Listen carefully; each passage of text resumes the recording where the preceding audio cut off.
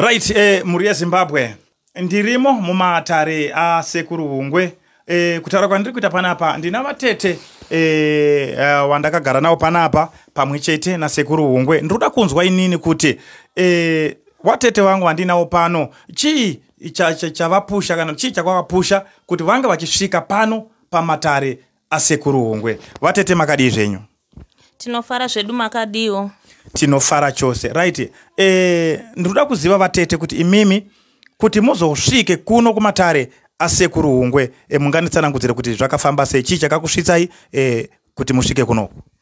Alright. Inini ndinotoita zvekutengesa mabhero tinonotora kuMozambique tichitengesa mumbari. Saka mukutengesa munongoziva kuti kune ma-ups and downs. Saka takafungawo kuti business redu riwanikwe nokuvandudzika richipfuurira mberi. Shamwari dzangu dzandinotamba nadzo vakati kuMozambique kune umwe watakanzwawo kuti vanoita kuti zvinhu zvifambe zvakanaka. Takaenda kuMozambique kuya takasvika. Takuda kusvika ndakatanga kunzwa vanhu pachiridzwa muridzo. Saka takanzi pazvanzi vamwe vangu ngatifambe nenhende shure koza mwangu wangu wakambobva ikoko indi ndandisati. Saka takatanga kufamba nenhende shure. Hatina kumboita mastepa kuwanda nawo uzoziva kuti zvakaitika. Takangozoerekana tava mugomba ndingati pamwe muguva nokuti maiti vane marangwanda evanhu vakatofa vaya mabhonzo aya.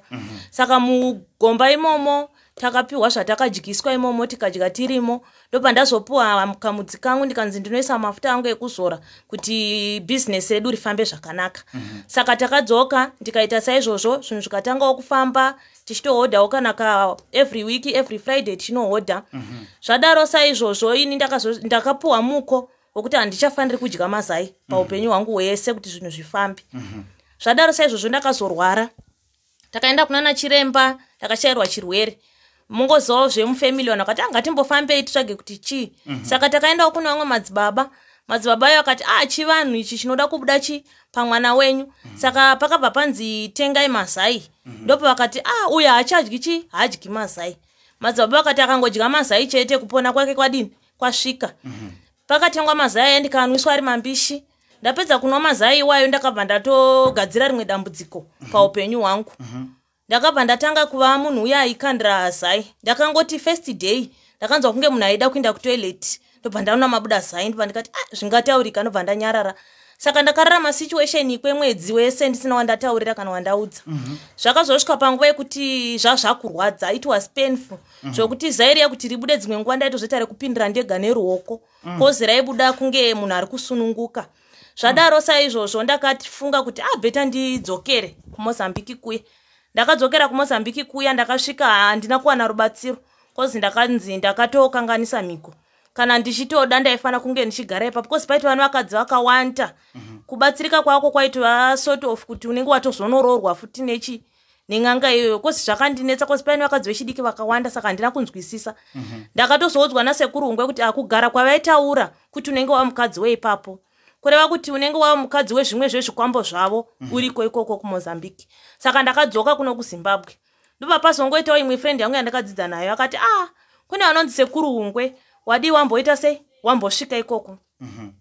Saka akandiperekedza. Ndopa tasvika kumatare kwaSekuru Hungwe.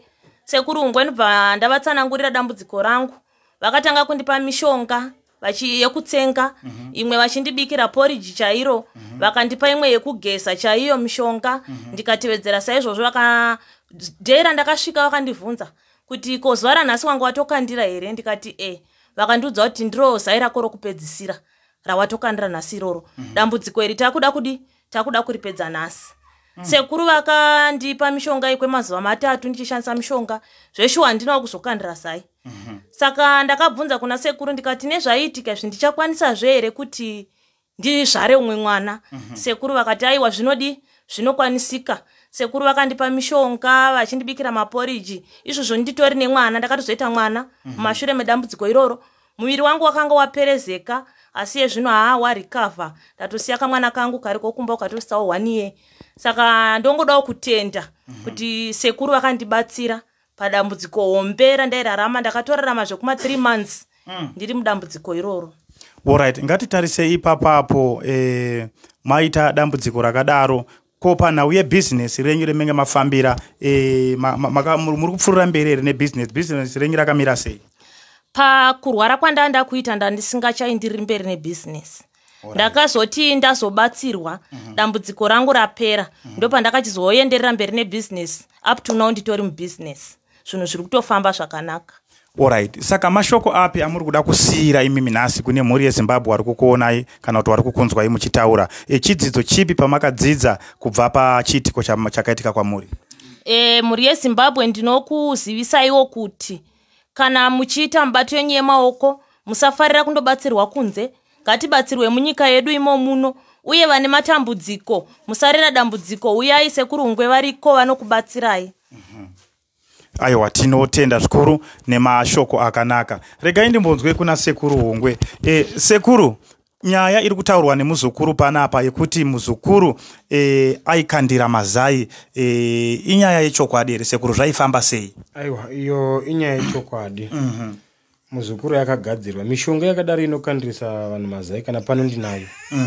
Ndinotoiziva kuti unodai. Iyo iya inowanzowanikwa kazhinji kana uchinge wachiva munhu. Okay. Kuti wachiva munhu zviya unogona kugadzira munhu nenzira idzodzo. Alright. Saka ndinoda kuti uyu muzukuru wangu munhu anga akatodiwa kudhara ikoko. Aitozikana kuti achadzoka chete. Alright. Ndo nyaya yanga yakaitika pamuzukuru wangu. Akauya nedambudziko rake akapera apa, ndafara kuti muzukuru wangu asimba.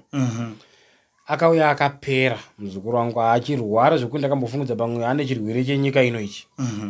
Asi Matara akaramba achitaura kuti mubatsire kusvika anoita, nekuti ndakazofara mushomo wangu atati nhasi Sekuru handakuita se handakukandira zairi here. Ndakati midzimu naMwari zvaita se zvapinda, nekuti mishonga yekupinginura pane mhiko dzakaroiwa.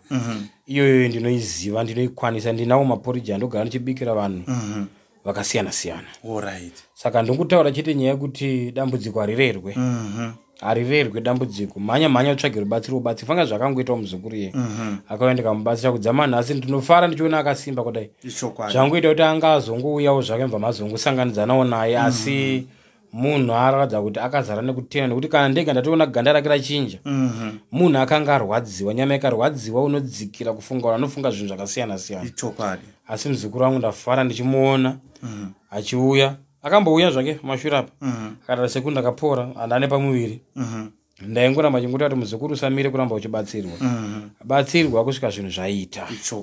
Ndo mashoko andingasiya iwayo. Ndinoda kupa mberi nekutenda Sekuru Hungwe chapungu chehondo nekubata basa kwavari kuita. Nhasi ndirimo mumatare avo, hurukuro dzandiri kuita nawo, ndiri kuda kumbonzwawo kuti vari kubatsirwa wacho matambudziko avo akamira sei, zvakare vakazoponawo sei, wakasvikawo sei kuna Sekuru Hungwe. Saka kana iwe uchinge une dambudziko unokwanisawo zvakare kusvika pana Sekuru Hungwe. Chapungu chehondo rako ndo rakaita sei dambudziko raunoti hariperi?